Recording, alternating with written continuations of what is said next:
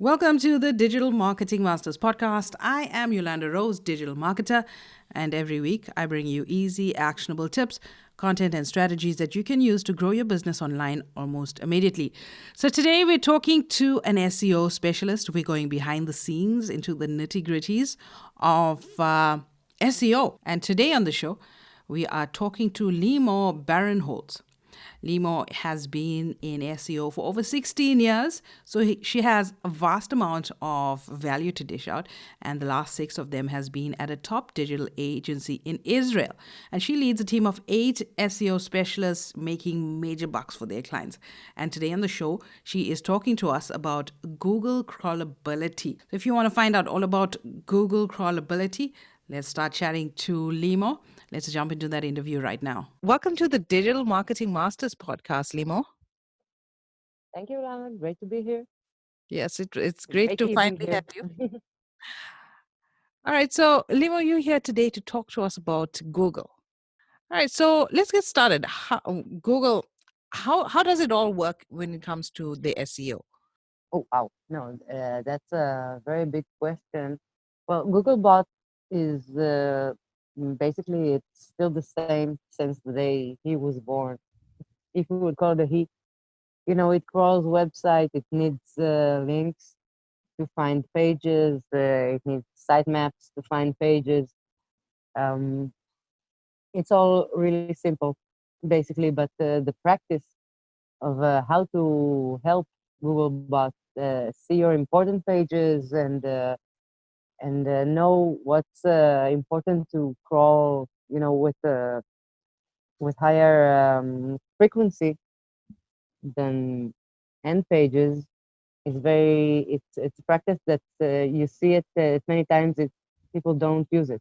People are not giving any thought to how easy it is for Google end users to actually navigate and understand what's important and what's not. Okay, in a website. so that's why we have you here today.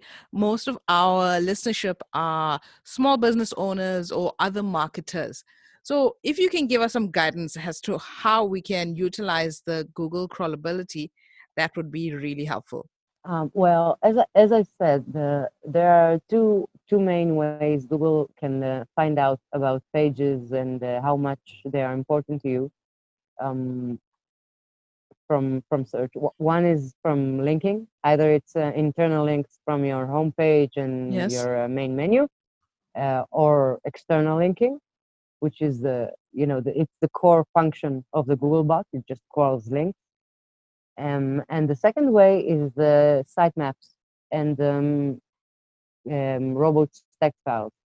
Now, those are really basic functions in every website, really basic, two basic files that actually all websites should have. And most of them already have it somehow done automatically. If it's a WordPress site or even Drupal or any CMS site, usually you have some kind of add-on that takes care of your sitemap. For WordPress, is there a specific plugin or something that we use? Well, I think the plugin most people use right now is Yoast Seo, which is a great plugin. It gives you many ways of customizing your meta tags and controlling your website. And one of the ways it also manages your sitemap. Now, a sitemap is essentially just a list of the pages you have on your website. But first of all, it's important that for small websites, it's usually important for you to make sure that all of your pages are in that sitemap.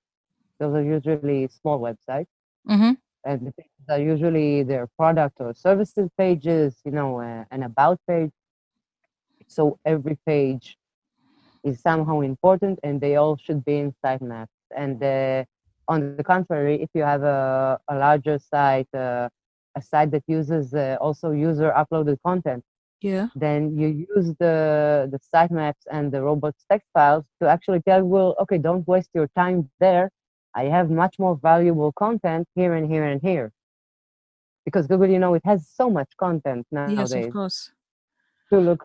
So if you help him, if you help it to get to your content fast and understand really fast where are your categories, which are your services, what's important to you, and it crawls them the pages themselves easily, and it sees what content you have there. Basically, you've done half the job All right. because you're helping it be more efficient. All right, Limo, but break it down for us. What are the steps that we should be taking to improve our crawlability on Google? Well, first of all, as I said, Yes. you have to have a sitemap, Yes. and you have to have a robust text file. Usually, it will be pretty basic, unless you have a site like an example that you have user content, and then you have to control it a bit more. The So second step you can take the what was it again? The robot what? robots dot text file. Robot text file. So how do we get that onto WordPress? Is it still built into Yoast? I'm not sure it's built into Yoast, but there are many add-ons that do it. It's actually a simple text file, .txt file that Yes. you upload to your website, to your root folder of the website Okay. via FTP usually, All right. and it just tells bots where they can and cannot go. Okay, I get it. So where do we get this text file from? Does our developer come up with it, or like I said, is it a plugin, or what is the case? It depends how your business works, I guess. But Mm. yeah, your developer can write it. Your maybe your SEO can write it. It's many add-ons Okay. also can do it for you. When you install, even WordPress does it automatically. When you install it with the basic definitions of what should be disallowed in WordPress, which is the admin area, for example. So let's go on. So we've got the sitemap and the robot text file. How else can we improve our crawlability on Google? Okay, second way we can improve our crawlability is seeing how our main menu, how do we handle the important pages in our main menu, and essentially also the website hierarchy, the URL hierarchy. Okay. Because classically the categories are important pages. They have, if it's content website, they have many content pages under them, maybe subcategories, and then the content pages. So you get a very, very distinctive feeling of what the hierarchy is, where you find information about which topic. In e-commerce website, it's of course it's the product pages, which are end pages, but in this case, they are the product pages. So on your main menu, you would want to have all the categories and subcategories that are relevant. But on your homepage, you will want to also link to some very important products if you have some that you want to sell on sale, Yes. or your main categories that you want to sell products from. Again, Google is the same since it was born. It goes, left to right or right to left, depends what's your language, left Yeah. to right, up, top to bottom. So it actually understands that what you put on the top, it's probably the most important thing for you. What you would put on the top of your main menu, what your categories are, they are more important for you probably than your end pages. The links you would put on your homepage are probably more important than any other links, internal links on the website. Is there a specific preference that Google requires, or we can rank our menu according to the content that we find relevant? Yeah, you could rank your menu according to the content you find relevant, but again, it's very important for Google to understand the hierarchy of the content. So you need to keep relations with that. You can't just put any page on the main menu. You need to have a plan when building one that involves categories and end pages. There has to be a very clear logic for how it's done. Logical. All right, so it's the sitemap, it's the robot text, it's the menu page. Anything additional that can be done? Yes, of course. On the pages themselves. Again, when we as we progress in time, we have also JavaScript and many more complex elements. And it's very important, firstly, to on the page to have all your meta tags um, as high up as you can in the head section of the HTML, for instance.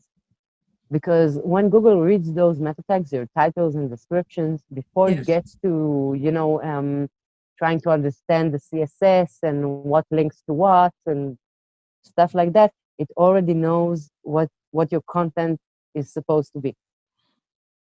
The second step in that is actually making the content on the page very understandable and technically speaking, page speed and things like that. But I'm actually talking about the ability for Google to get in your page for a second and understand what's there. It's You mean many the times content about as getting your in meta tags. like the Mhm. words, or you talking about the meta tags?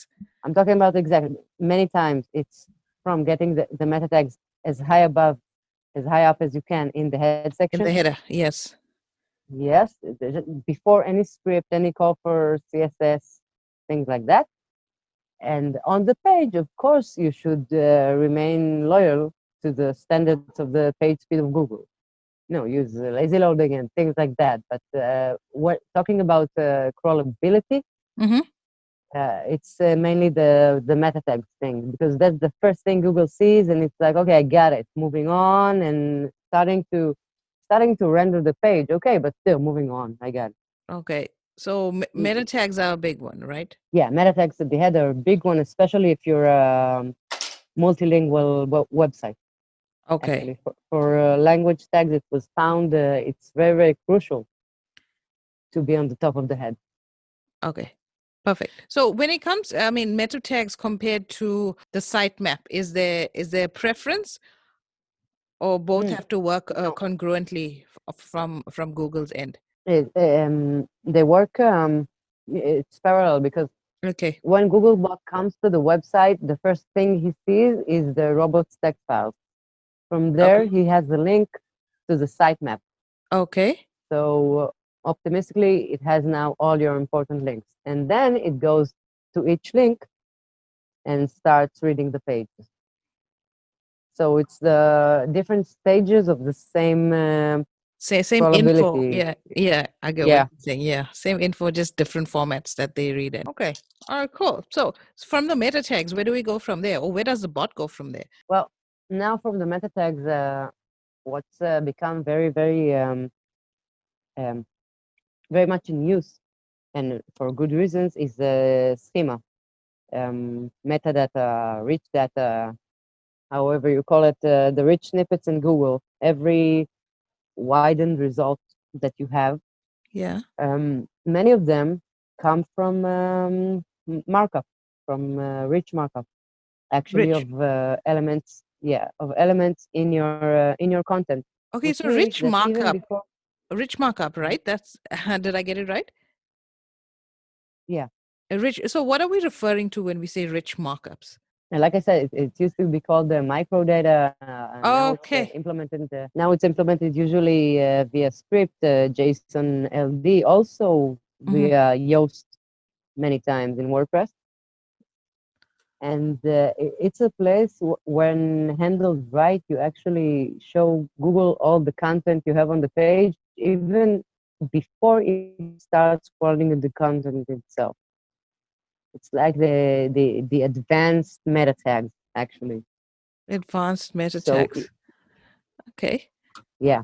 So if you treat those right, if you fill up every piece of information you have, every relevant information you have for product pages, it will be, price, you can go height, weight, how much time it takes to deliver. Okay. There So are as so much many detail as details you can probable. put in that Google likes. Okay. Yes, Okay. Google likes data, and when we give them full data about what we're selling, and it's easy for it to understand and read, it will. Usually it's not official, but usually will be repaid in ranking, because it usually goes with a whole perspective of a better built website. You won't have microdata implemented fully and correctly, usually, Hmm. without having that actual content also in your product page, which means using users are enjoying it also. So is it just Yoast, like from a WordPress perspective? Is there a standalone a plugin that we used for this the micro data? Um, I can give a specific name. Yes. I haven't used the specific plugin for that myself, but I'm Yeah. sure there is. For WordPress, there is something of everything. Yeah, But there's tons of plugins, yeah. yeah, but usually to have a full microdata for pages that you have content and video, different types of content. Sometimes you need to co collaborate or mix different types of markup, and that's more advanced, and that's something you usually need to really look into specifically. All right. Interesting. So from our micro data, where do we go from? Where does the bot go from there? From a microdata, well, when that's done right, basically the bot goes from there to reading all our CSS and script files that we have in the header section, Uh-huh. and then read our content. Now, again, here it's pretty important to have your content set up right for the goal you have for the page. Try not to have videos in the header. Try not to have too many complex elements in the code. Every complex element that you put in the code can take a year A for year. Google to actually render and Wow. understand if it's JavaScript. Yeah, So what will be a complex? What would be considered a complex element? and any JavaScript element. JavaScript. Okay. Basically, it's usually the question of how much it's important and how big of a part it is Mm-hmm. in your content. Because I know websites that their JavaScript element was a flight search engine, but Google they put it in the header, and Google was stuck for so long trying to render that thing that it didn't get to rendering the rest of the content of the page for a very very long time. I see. That's so So interesting. they didn't show up for any flight searches because Google didn't see any of the content of their homepage. But okay, all in all, how does advancing as small business owners, how does advancing our crawlability, how will that impact our online presence? Well, advancing your crawlability is it should go step by step with creating more content and Mm-hmm. optimizing it.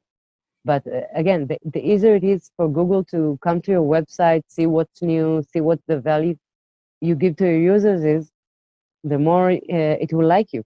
Yeah. It's So you rank better. it's a bit childish maybe to say it, but yeah, Yeah. not that you will rank better, you will have some more trust from Google. So yeah, if your content is concrete and you make content regularly, Yeah. your site will actually rank better over time because Google knows you take yourself seriously. It can trust you. It can read easily what you have. If your page is actually loaded in good time, users enjoy it. Google, it's connected to everything now. Yeah. Some people say, yeah, you can see Google, you can connect from here and from here. Google is connected to everything now, as long as you have, analytics and webmaster tools and all those tools, and you can connect from 70 different places. Somehow Google can make the connection from where you are. So Yeah, so we have to you need be to give it engaging with credit. Google. Exactly. You need to give it credit. You need to be engaging. I call it, make nice with Google. That's what I Okay. call it because you make it feel good, so it makes you feel Makes you good. feel You good. rub his Yeah. back, he rubs your back back. Yeah, Your page that loads makes sense. fast. Google likes you. That's how Yeah, it no, works that makes now. a lot of If sense. Google can, yeah, if it can read everything in the metadata, it likes you. It crawled your page in 1 second. It knows what's in it. It likes you now. Okay. It's that easy. All right. Let's talk about Google Caffeine a little bit. I've never heard of this before. What is it? Well, Google Caffeine is the actual reason that what I said about JavaScript can Yeah. actually take up to a year. Google Caffeine is actually the rendering engine of Google because Googlebot, again, as I said, it's the same since it was born. It reads HTML, it crawls links, you give it easy links, it crawls them easily, great.